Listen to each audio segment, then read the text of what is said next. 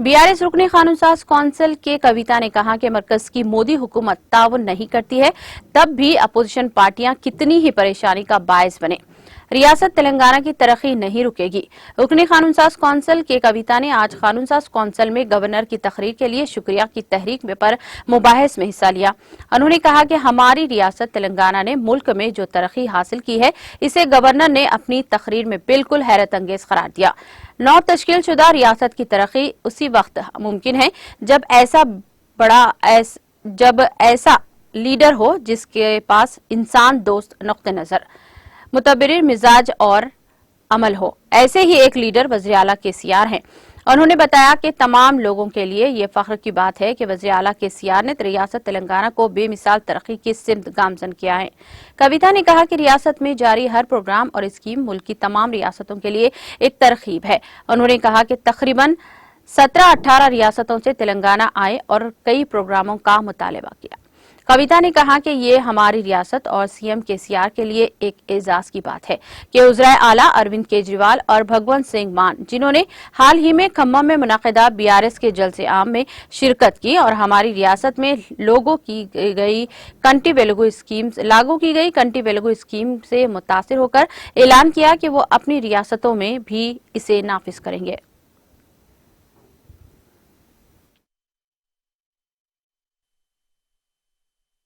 Governor గారి ప్రసంగం మీద ధన్యవాదాలు తెలిపేటటువంటి తీర్మానంలో మాట్లాడే అవకాశం ఇచ్చినందుకు ముందుగా మీకు ధన్యవాదాలు తెలియజేస్తా ఉన్నాను। అదేవిధంగా నిన్న గవర్నర్ గారి ప్రసంగం మొత్తం వింటే దేశంలో మన రాష్ట్రం సాధించినటువంటి ప్రగతిని వారు చాలా కూలంకుషంగా చాలా అద్భుతంగా చెప్పడం జరిగింది। అధ్యక్ష, మరి ఇటువంటి అభివృద్ధి జరగాలంటే కొత్త రాష్ట్రంగా చిన్న రాష్ట్రంగా ఏర్పడ్డటువంటి రాష్ట్రం దేశంలో ఇంత ప్రగతి సాధించిందంటే మానవతా దృక్పథంతోని, ఒక దార్శనికతతోని, ఒక రాజనీతిజ్ఞతతోని, ఒక కార్యదక్షత ఉన్నటువంటి నాయకుడు ఉన్నప్పుడు మాత్రమే ఇది సాధ్యమవుతుందనేటటువంటి విషయాన్ని మనం ఇక్కడ గమనించవలసిందిగా కోరుతా ఉన్నాను అధ్యక్ష। అయితే అటువంటి నాయకుడికి ఎన్ని ఎదురుగాలులు వీచినా, కేంద్ర ప్రభుత్వం ఏమాత్రం సహకారం అందించకపోయినా, రాష్ట్రంలో ఉండేటటువంటి ప్రతిపక్షాలు అడుగడుగున అడ్డుపడ్డా కూడా ఈ రాష్ట్రం యొక్క అభివృద్ధి సాధించుకోవడం మన తెలంగాణ ప్రజలందరికీ కూడా గర్వకారణం అని చెప్పి ఈ సందర్భంగా తెలియజేస్తా ఉన్నాను అధ్యక్ష। అదేవిధంగా ఇవాళ మన రాష్ట్రంలో జరుగుతున్నటువంటి ప్రతి ఒక్క కార్యక్రమాలు కూడా దేశవ్యాప్తంగా అన్ని రాష్ట్రాలకు ఒక ప్రేరణగా, ఒక ఉత్తేజాన్ని ఇచ్చేటటువంటి విధంగా ఉన్నాయి। దాదాపుగా 17 నుంచి 18 రాష్ట్రాలు మన రాష్ట్రానికి వచ్చి అనేకమైనటువంటి కార్యక్రమాలని అధ్యయనం చేయడాన్ని మనం చూసినాం అధ్యక్ష।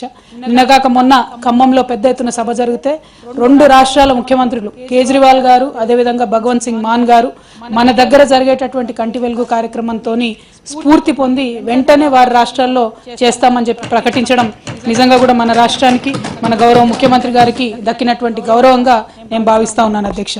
అదేవిధంగా ఇందాక రీసెస్ టైంలో మేమందరం అనుకున్నాం అధ్యక్ష సభ్యులం, మరి మీరు అవకాశం ఇస్తే కంటి వెలుగు కార్యక్రమాన్ని కౌన్సిల్లో ఏర్పాటు చేయవలసిందిగా అందరూ ఆల్రెడీ చారి గారికి చెప్పాము, మన బీఎస్సీ మీటింగ్ కన్నా ముందు సార్ సిఎస్ గారికి కూడా చెప్పాము, వాళ్ళు ఏర్పాటు చేస్తారు। Thank you sir.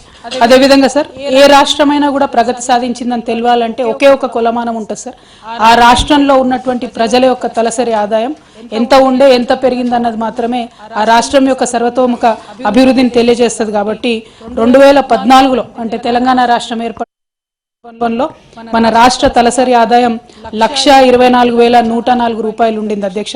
అదేవిధంగా 2022లో మనం చూసుకున్నట్టయితే 3,17,118 రూపాయలకు మన రాష్ట్ర తలసరి ఆదాయం పెరిగింది అధ్యక్ష। అంటే ఎంత పెద్ద ఎత్తున జీవన విధానంలో, జీవన శైలిలో మన రాష్ట్ర ప్రజలకు మార్పు వచ్చింది, దానికి ప్రభుత్వం కేసీఆర్ గారి యొక్క పరిపాలన ఎట్లా తోడ్పడింది అనేటటువంటి అంశాన్ని చెప్పకనే చెప్పినట్టయితే అధ్యక్ష।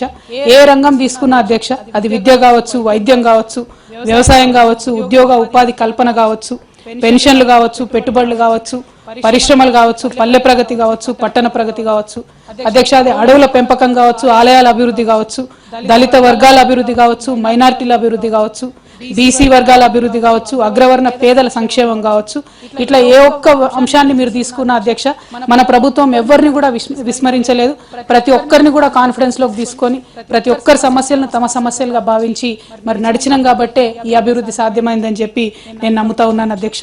ప్రత్యక్షంగా మనం దేశవ్యాప్తంగా ఇవాళ పరిస్థితి చూసుకున్నట్టయితే అధ్యక్ష గర్భిణీ స్త్రీలు మహిళల సంక్షేమం కోసం అనేక మాటలు చెప్పే ప్రభుత్వాలను వింటాం కానీ వారు మాటలు చెప్పిన దగ్గర డబ్బులు పెట్టి దానికోసం తోడ్పాటు అన్నది తక్కువగా చూస్తాం అధ్యక్ష.